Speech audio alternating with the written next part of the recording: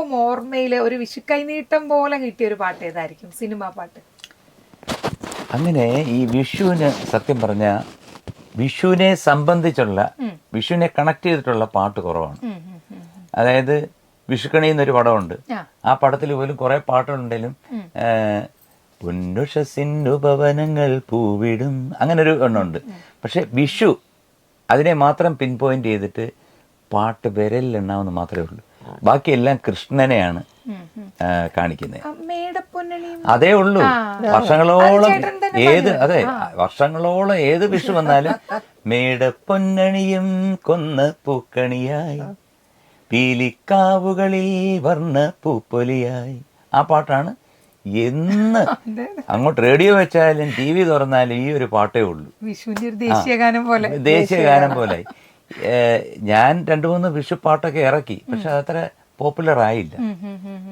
ഇതിനി ഏതെങ്കിലും ഒരു സിനിമയിൽ വരണം, വരുമ്പോഴാണ് അതിന് ഒരു പോപ്പുലാരിറ്റി വരുന്നത്. ഇപ്പം പാട്ടുകളെ കുറിച്ച് പറയുമ്പം ചേട്ടൻ ഒരു സിനിമ, അതായത് പിന്നണി ഗായകനാകണമെന്നോ അല്ലെങ്കിൽ സിനിമയിലേക്ക് വരണമെന്നോ പാട്ടുകാരനാവണമെന്ന് പോലും ആഗ്രഹിക്കാത്ത ഒരാളായിരുന്നു. നിറയെ പാട്ട് വീട്ടിലെല്ലാരും പാടും. അപ്പൊ എനിക്ക് ഞാൻ നേരത്തെ പറഞ്ഞിട്ടുള്ളതാണ്, എന്നെ എന്തെങ്കിലും ഒരു ക്ലറിക്കൽ ജോബിൽ ആക്കണമെന്നായിരുന്നു എല്ലാവർക്കും ആഗ്രഹം. പക്ഷെ മാറി തിരിഞ്ഞ് വീണ്ടും ഞാൻ പാട്ടിൽ തന്നെ എല്ലാം വിധിയാണ്. നമുക്കൊന്നും പറയാൻ പറ്റില്ല. കാരണം ഞാൻ നേരത്തെ പറഞ്ഞ പോലെ 1983 ഒരു ഇതുപോലത്തെ വിഷു കഴിഞ്ഞിട്ടുള്ള ദിവസങ്ങളിലാണ് ഞാൻ കൂലി എന്ന് പറഞ്ഞ് ഞാൻ നേരത്തെ പാടി വെള്ളിക്കൊലുസോടെ പാടി. ഈ സ്റ്റുഡിയോയിലാണ് ഞാൻ കഴിഞ്ഞ മാസം ഞാൻ മറ്റേ തുടരും, ഈ സ്റ്റുഡിയോയിലാണ് ഞാൻ കഴിഞ്ഞ മാസം തുടരും എന്നുള്ള പടത്തിന്റെ പാട്ടുകൾ ജെയ്ക്സ് ബിജോയും ഹരിനാരായണനും വന്നിരുന്നവ പാടിയത്. അതിനകത്തുണ്ട് കൺമണിപ്പൂവേ കണ്ണാടിപ്പൂവേ കണിപ്പൂവേ മുറ്റമിതന്തേ പൂത്തു നിന്നാട്ടെ. ആ പാട്ട് ഞാൻ പാടി ഇതേ സ്റ്റുഡിയോയിലാണ്. ഇവിടെ തന്നെ വേറൊരു പാട്ടും കൂടെ ഞാൻ പാടിയിട്ടുണ്ട്. അത് റിലീസായിട്ടില്ല, അതിപ്പോ ഷൂട്ട് ചെയ്തു. അതൊരു വേൽമുരുകൻ എന്ന് പറയാൻ പറ്റില്ല, കൊണ്ടാട്ടം എന്നാണ് അതിന്റെ പേര്. ഞങ്ങൾ എല്ലാവരും ഇങ്ങനെ ജെയ്ക്സ് വന്നിട്ട് ഒരു പ്രസ് മീറ്റിൽ ഇതിനെ കുറിച്ച് പറയുകയുണ്ടായി, വേൽമുരുകൻ അപ്പുറത്തേക്ക് നിൽക്കുന്ന ഒരു പാട്ടുമായിട്ട്. അപ്പൊ ഞങ്ങൾ എല്ലാവരും ശ്രീകുട്ടൻ ചേട്ടനാണോ പാടിയെന്ന് ചോദിച്ചിട്ട് അത് അതിന്റെ ഒരു സസ്പെൻസ് പുറത്തില്ല. അത് നമ്മുടെ ഇന്റർവ്യൂ കൂടെ ആണ് കേട്ടോ ആദ്യമായിട്ട്. അത് ഞാൻ ഈ സ്റ്റുഡിയോയിൽ വെച്ചാണ് പാടിയത്. അപ്പൊ എന്തോ ഈ സ്റ്റുഡിയോക്ക് ഒരു പ്രത്യേകത ഉണ്ട്. നിങ്ങൾ വന്നതും ഈ സ്റ്റുഡിയോയിലാണ്. അതെ അതെ. കൊണ്ടാട്ടം അതെന്ന് പറഞ്ഞാൽ ഞാൻ ഈ സ്റ്റുഡിയോയിൽ തന്നെയാണ് ഏകദേശം കുറച്ച് സമയമെടുത്ത് പാടിയതാണ്. കാരണം എനിക്ക് പാടിയിട്ട് തിരിച്ചകത്ത് വരുന്ന കേൾക്കും, പിന്നെ വന്നിട്ട് ഞാൻ ഇത് കേൾക്കും. അപ്പൊ ജെയ്ക്സ് പറഞ്ഞു ചേട്ടൻ പാടിക്കോ, ഞാൻ വൈകുന്നേരം വരാമെന്ന് പറഞ്ഞു. അങ്ങനെ വൈകുന്നേരം വന്നു, ജെയ്ക്സും കുറച്ച് അഭിപ്രായങ്ങളൊക്കെ പറഞ്ഞു. അങ്ങനെ ചേഞ്ച് ചെയ്ത് കുറച്ച് സംഗതികളൊക്കെ ഇട്ട് പാടി.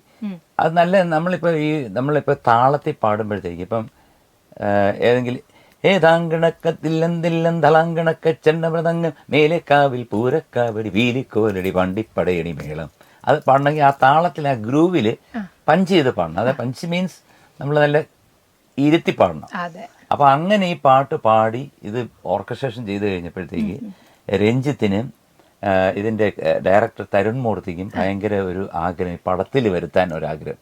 പക്ഷെ അവര് ചെയ്ത പടമാണെങ്കിൽ പോലും അത് വളരെ ഇമോഷണൽ ആയിട്ടുള്ള ഒരു മൂവി ആയതുകൊണ്ട് അതിന്റെ ഒരു സ്ഥലത്തും ഈ പാട്ട് കൊണ്ടുവരാൻ പറ്റില്ല. സിനിമയിൽ ഈ പാട്ട് അത് ഉണ്ടായിരുന്നില്ല. അല്ല, ഇത് പ്രൊമോ സോങ് ആയിരുന്നു. ഇത് പ്രൊമോ സോങ് ആയിട്ട് ഇതിന് 4 പാട്ടുണ്ട്. ഇനി ഓരോന്ന് റിലീസാണ് പെട്ടെന്നാണ്. ഈ 4 പാട്ടിൽ ഒരു പാട്ടാണ് ഇത് പ്രൊമോ സോങ് ആയിട്ട് വെച്ചിട്ട് ഇത് അവസാനം എന്തോ വരുത്താൻ പറ്റില്ല എന്ന് വെച്ചു. അപ്പം മോഹൻലാൽ പറഞ്ഞു എനിക്ക് ഈ പാട്ട് വളരെ ഇഷ്ടപ്പെട്ടു, നമുക്ക് ഷൂട്ട് ചെയ്താലോ എന്ന് ചോദിച്ചു. അപ്പം സാധാരണ ഗതി മോഹൻലാല് 1-2 ദിവസം മെനക്കെട്ട് അല്ലെങ്കിൽ 2-3 ദിവസം മെനക്കെട്ട് ഇതിന് ഈ പ്രൊമോ ഷൂട്ടിനൊന്നും വരാറേ അങ്ങനെ ഇന്ന് വരെ ചരിത്രത്തിൽ സംഭവിച്ചിട്ടില്ല. അപ്പോൾ ശോഭന പറഞ്ഞു എന്നാൽ ഞാനും വരാം എന്ന് പറഞ്ഞു. അപ്പം ഞാൻ പറഞ്ഞു എന്നെ കൂടെ ഒരു ചെറിയൊരു ഫ്രെയിമിൽ എന്നെ കൂടെ കൊണ്ടുവരണമെന്ന്.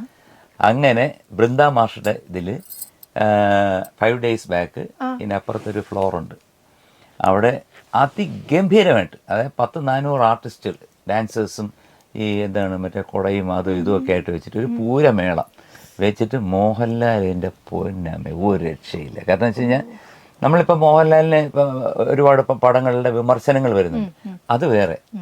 പക്ഷെ മോഹൻലാൽ ആസ് ആൻ ആക്ടർ അത് മാത്രമേ ഞാൻ കാണുന്നുള്ളൂ. കാരണം പടം വരും, അതിനകത്ത് ക്രിറ്റിസിസം വരും, അത് വരും പോകും. അത് എൻ്റെ ഒരു സംഭവമല്ല, അത് ഞാൻ കണക്കിലെടുക്കുന്നില്ല. നല്ല പടങ്ങൾ വരും, അതെ മോശം പടങ്ങൾ വരും. അതെ നല്ല പടങ്ങൾ വന്നാൽ ഉടനെ എടുത്ത് തലയിൽ വെക്കുകയും മോശം പടം വന്നാൽ താഴെ ഇടുകയും അതൊന്നുമല്ല. ആസ് എൻ ആക്ടർ ഞാൻ കണ്ടത് ആ പാട്ട് തുടങ്ങിയപ്പോഴത്തേക്ക് ലാലും ശോഭനയും നിൽക്കുന്നു, ഞങ്ങൾ രണ്ടുപേരും ഉണ്ടായിരുന്നു.